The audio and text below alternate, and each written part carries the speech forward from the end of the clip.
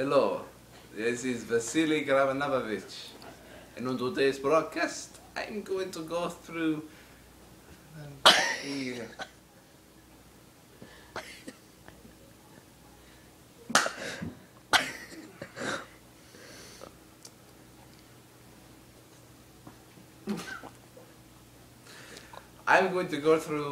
the basic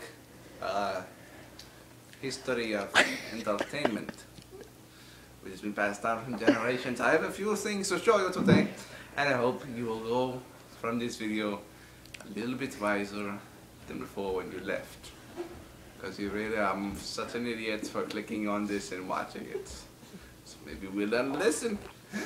Okay, so early forms of entertainment actually started when the caveman started to draw on the wall.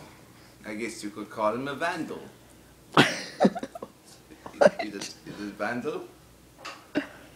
No, it's not vandal. It is vandal. Artist. I guess you could call him an artist. That's actually kind of funny. It's good. I guess you could call him somewhat of an artist. He left many signs of stuff to be identified. Some idiots, however, mispresent this to be some sort of invitation to go to some unknown planet, but you know what, it's not really. It's just a caveman drawing on the wall. Now, after that, the Egyptians invented a technique from papyrus fruits called paper. And paper saved time. I'm sure the Egyptian mummies liked it because their sons didn't go drawing on the walls. Instead, they were able to draw on paper. Now, this paper was kind of coarse, but it was paper, and they liked the paper. Of course, it could rip easy. And so, in a matter of minutes, your artwork could be destroyed. That's the one drawback on paper. You can't exactly destroy a wall. You could, but it'd just be a lot harder to destroy a cave painting on the wall than it would be on the paper. Now, next, how would they draw? Well, they usually put something like ink in a bottle, not necessarily glass, but we had to use glass so you could see the black stuff, which is our ink. And we use that with a stick, so to make nice little marks on the paper. Can we get a thicker ink? This stuff is just like water. It's pretty good.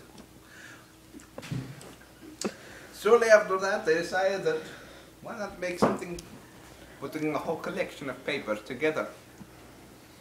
But what exactly to put together? Now, maybe a book of pictures would be good, and that's where we first get the idea of picture books. But instead they decided to make something with words. Where a man could read another man's thought from generations before him. But the writing in these here, in the early books, was very coarse. But, yes, thank you. But very coarse, until finally a smart man, who's Russian, decided to make a serious things and print them on paper. It's upside down. Oh, my mistake. Print them on paper. See, that sounds nice and neat. No man could read this generations before. Well, shortly after that, they decided, well, it looks kind of blank. It's like that. No, that's not. Oh, look, there's a name on it. No, it looks kind of blank. And of course, other people who were drawing pictures were mad. These books all had words and not pictures. And so they decided, well, why don't we make cover with pictures put on the book? So people who like pictures would see a picture on the book, and people who like the words did not have to see the picture because they could take it off. And that's where book covers started. Well, a lot of books were then wrapped up in all. Of course, there were so many books, not everybody could read them all at once, until finally They came out with volumes. Volumes of books, all packed into one. 1, 2, and 3. These are volumes of books, very heavy and very large, full of thick information from maps to underwear and back to maps. Look at this. This right here is on federal civilian employment from 1960 to 1760. No, I have that backwards. From 1760 to 1960. I'll read you a few excerpts from here. I won't read you a few excerpts from here to save time. Hey, it's my uncle. I think of this book. Imagine that. Now, maybe, however, though you didn't exactly know what books were in here. Fortunately, somebody decided to make something up called an index. Now, for a large volume of books like this, you need a large index. So indexes were then formed. This is the index, and this is the volumes. And so now, a man who wants to find a book inside the volume could look in the book on the index and find the book he wanted in the volume from looking in the index. But all of this was too much. And people were like, what is this? This is a lot of books.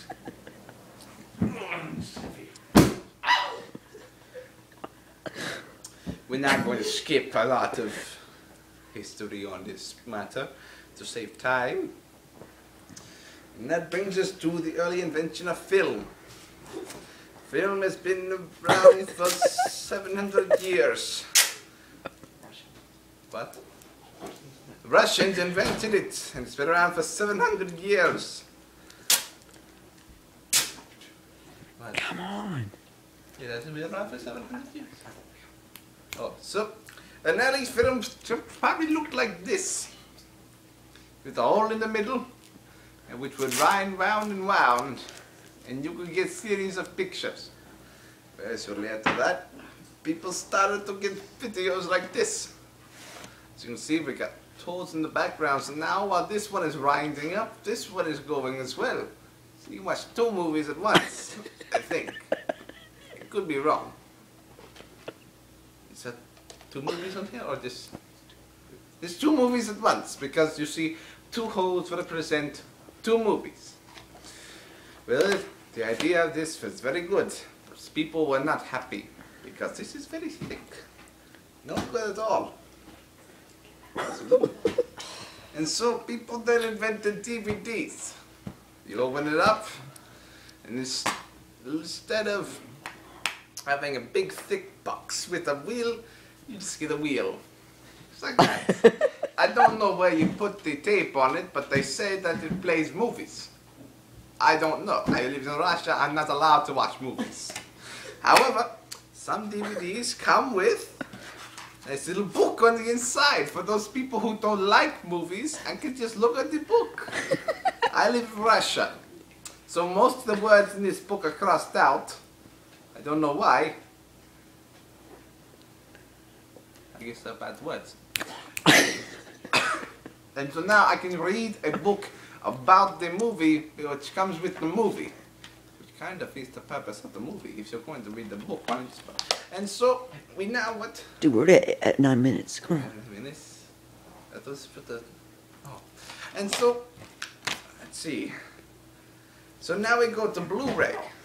Blu-ray... Actually, I don't know exactly much about Blu-ray. What is it? I never saw a Blu-ray before. It's a laser. It's cooler. So it's not exactly a circle, it's more like a laser. Which shines, I guess, on the wall. And you can watch a movie or that or something, I think, because it's just a laser to show a movie. What? That sounds just like temporary cave dwellings. You put it on the walls. So in the end, we go from cave dwellings to Blu-ray, which is pretty much just shining a laser on the wall. So I really don't know exactly. I guess with entertainment we kind of go up and down, but that's how it is with more stuff. Now I actually have a Blu-ray right here. Blu-ray disc. Looks similar to the to the DVD. Again, I don't know where the laser would come from. Hey, look, rainbows. I never know.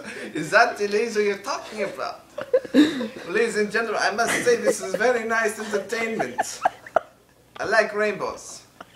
You don't see very much of them in Russia.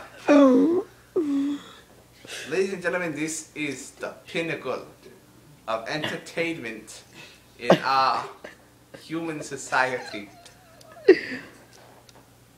With a Cayman missing out on. Thank you. I am Vasili Grobonobovich.